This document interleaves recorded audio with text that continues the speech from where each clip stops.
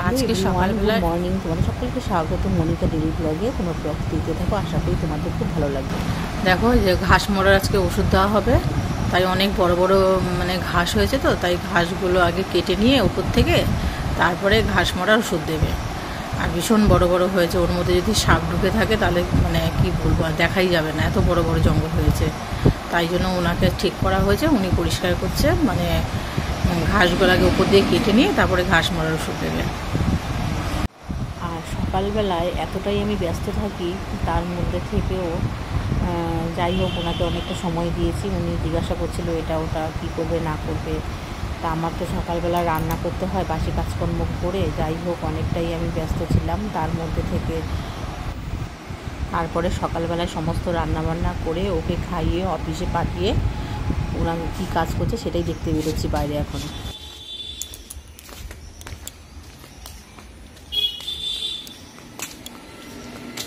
কাটো।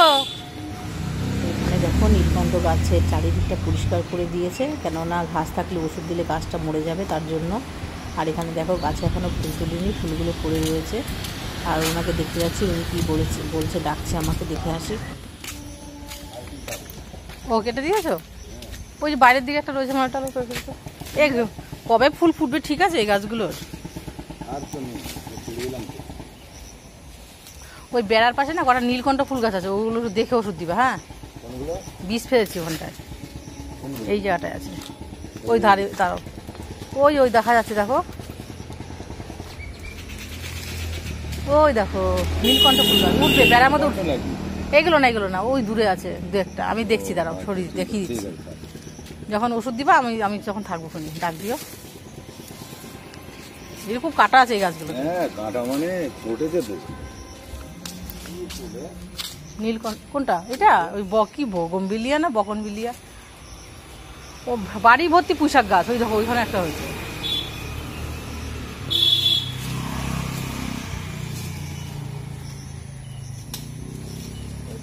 দেখো অনেক কাটা এই গাছগুলোতে, অনেক কাটা।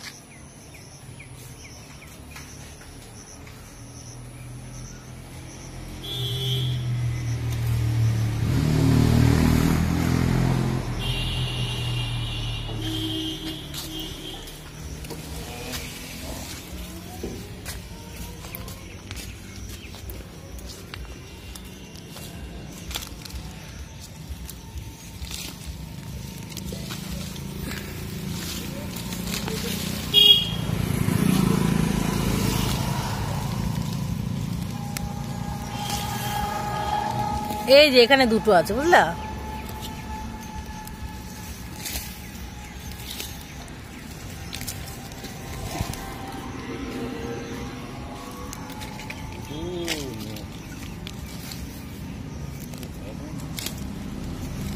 এখানে অনেক দিন আগে নীলকণ্ঠ ফুল গাছের বীজ ফেলেছিলাম, দেখো এখানে কতগুলো গাছ রয়েছে, তাই ওনাকে দেখাচ্ছিলাম যাতে ওষুধ না দেয়, ওষুধ দিলে গাছগুলো মরে যাবে তার জন্য। চলো এবার তোমাদের দেখাই। বাড়ির চারিদিকে এত জঙ্গল, মানে দুদিন বাদে। আর এটা হচ্ছে আমার বাড়ি। আমার বাড়ি যেমনই হোক না কেন, এটাই আমার কাছে রাজপ্রাসাদ। আর সেই রাজপ্রাসাদের চারিদিকে খালি রাস্তা ধারে বলে তাই। ওসমান, এই যে এই গাছ দুটো কথা বলছিলাম, ওই যে ওই যে বেড়ার ধারে, এই দেখো দেখে নাও। দিয়ে দিয়েছে নাকি ওষুধ এখানে? এই যে এই দুটো দিবা না, দূর থেকে দূরে মানে ঘাসে দিবা না বাবা, ভালোই তো ভিজছে।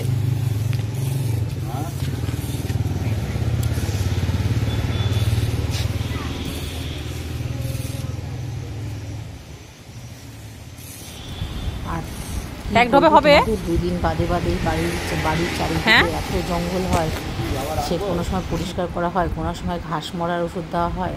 আর এমনিতেই বর্ষাকালে অনেক সাপ গোপ থাকে, জোক থাকে, সকালবেলায় ঠিক মতো ফুল তুলতে পারি না।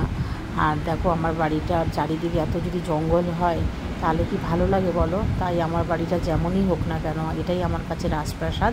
আর সেই রাজপ্রাসাদের চারিদিকে খালি জঙ্গল আর ঘাস উল্টাপাল্টা হয়ে ভর্তি হয়ে গেছে।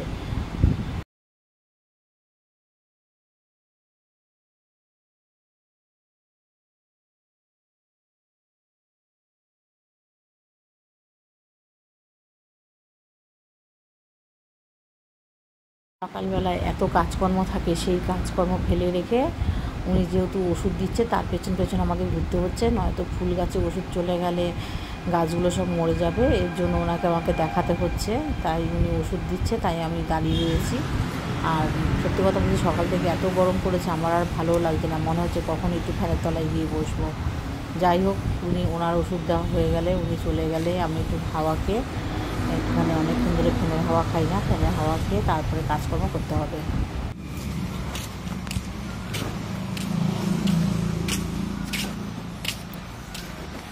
ওই স্থলপদ্ম ফুল গাছটা দেখো, বড় গাছটাই লাগে না যেন।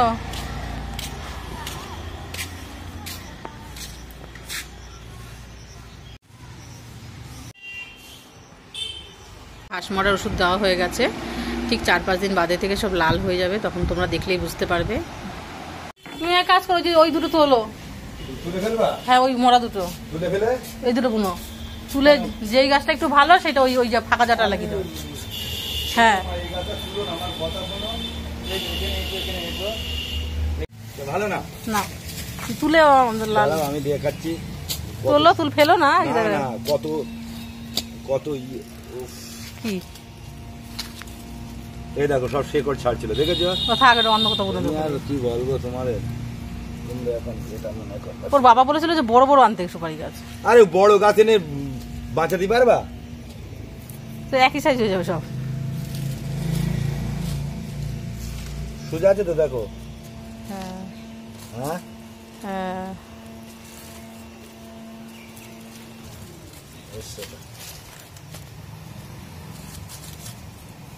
এখানে একটা প্রত্যেকটা, এখানে ছিল একটা, মরে গেছে। কই নিয়ে আসো। কোনটা এটা? হ্যাঁ, যেটা নিয়ে আসলা ফ্রেশটা, ওই দুটো গাছের মিডিলে বুনে দাও। ওখানে একটা ছিল, মরে গেছে। এই জায়গাটায় হুম হুম হুম, ছিল এই যেটা, হ্যাঁ মরে গেছে। হ্যাঁ ছিল। আসলে এক সমান করে মনে, ওটা তো দুদিক চলে যাচ্ছে। কেন এক সমান করে পড়ছে তো? এক লেভেল করো, মানে সোজা ট্যাক, লম্বা সোজা ট্যাক করো। হ্যাঁ করো, হ্যাঁ হ্যাঁ হ্যাঁ হ্যাঁ হ্যাঁ, এখানে করো। হ্যাঁ, সেটাই বললাম। আমাদের এসব গাছপালা হওয়া কষ্ট আছে। আমাদের কেন, পাথর ভর্তি শুধু পুরো বাড়িতেই গো, কেন কি জানো? ওই গাছটা তার কোথায় পুঁতে দিব, মরা গাছটা?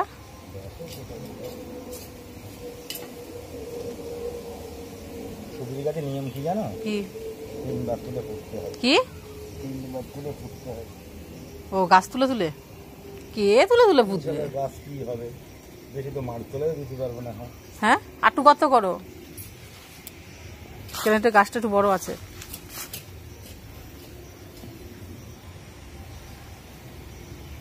আমি তো বড় বড় গাছ দেখে এসেছিলাম ওদের বাড়িতে। বড় গাছ বলে কেউ নেই জানো, কি জানি, প্রচুর গাছ, প্রচুর।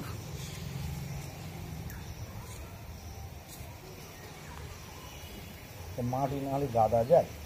এই যে এখান থেকে একটু মাটি নিয়ে নাও, কত মাটি, এই দেখো ও ওসমানদা, এই দেখো কত মাটি, এখান থেকে নাও।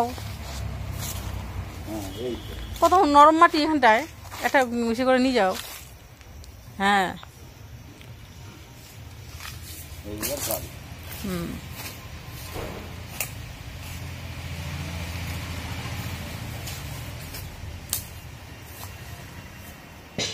বাহ, মশাও কামড়াচ্ছে।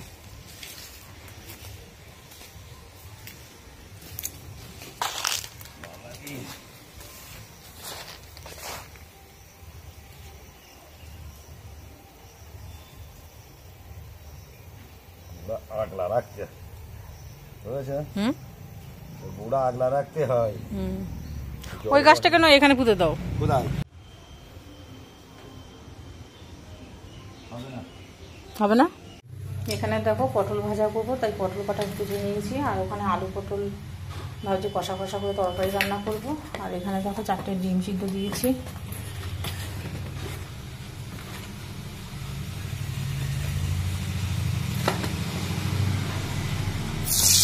সকাল থেকে ওনার পেছনে থাকতে থাকতে আমার অনেকটা সময় চলে গেছে, তাই এখন সেটা রান্নাঘরে চলে এসেছি।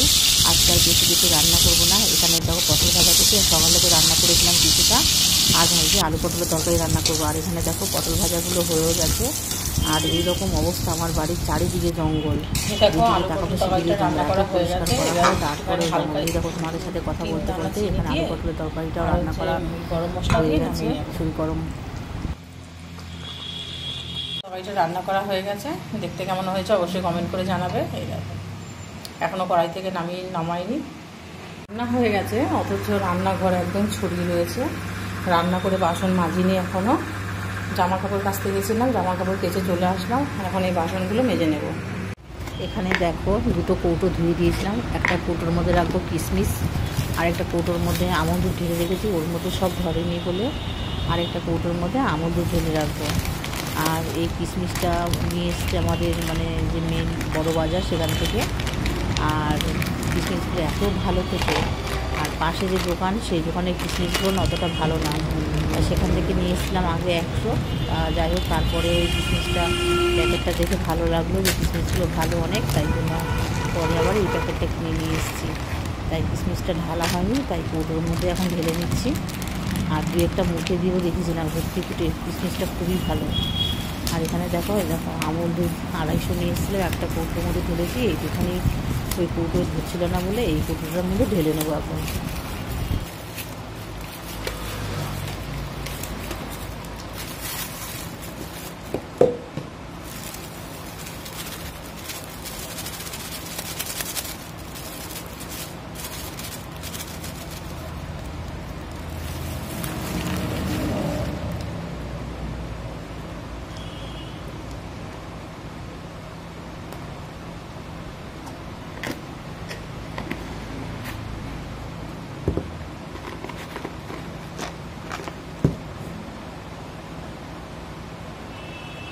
এখানে বাজার করে নিয়ে এসেছি। এখানে আছে 1 প্যাকেট বিস্কুট। এই বিস্কুটটা আমি খুব ভালোবাসি চা দিয়ে খেতে, দারুণ খেতে। আর 1 প্যাকেট মুড়ি। এখানে আছে পাঁপড়, পাইপ পাঁপড়টা ভালো। আর এখানে আছে সাবান, এই একটা উজালা, একটা কলগেট, লঙ্কার গুঁড়ো, গরম মশলা, এখানে একটা গরম মশলা, আর আছে এখানে রেক্সোনা। আর এই সাবানটা না উজালার সাথে ফ্রি দেয়, 10 টাকা দামের এটা। এখানে আছে 1 প্যাকেট টাটা গোল্ডের চায়ের প্যাকেট। এটা কি? এটা জিরে। এখানে একটা বিস্কুট আছে।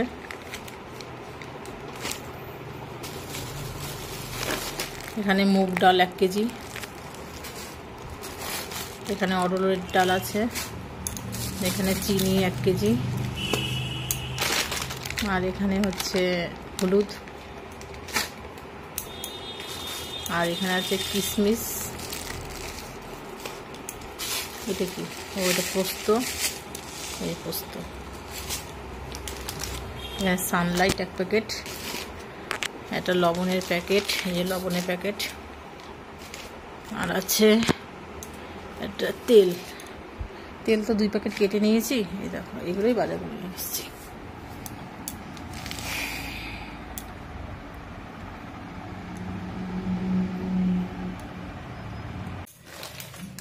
মুদিখানা বাজার করে নিয়ে এসে সমস্ত কিছু নামিয়ে এখন ঢেলে নিচ্ছি কৌটোর মধ্যে।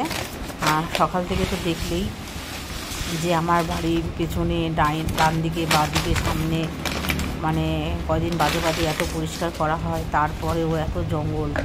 তা কোনো সময় লোক দিয়ে ঘাস পরিষ্কার করা হয়, কোনো সময় ওষুধও দেওয়া হয়। যাই হোক এটা বর্ষাকাল বলে ঘাসগুলোতে ওষুধ দেওয়া হলো, দেখি কতটা মরে। 2 দিন বাদ থেকে লাল হবে ঘাসগুলো। তা এখন দেখো মুদিখানা বাজারগুলো ঢেলে রেখে স্নান করতে যাব, কারণ সকাল থেকে ভীষণ গরম লাগছে।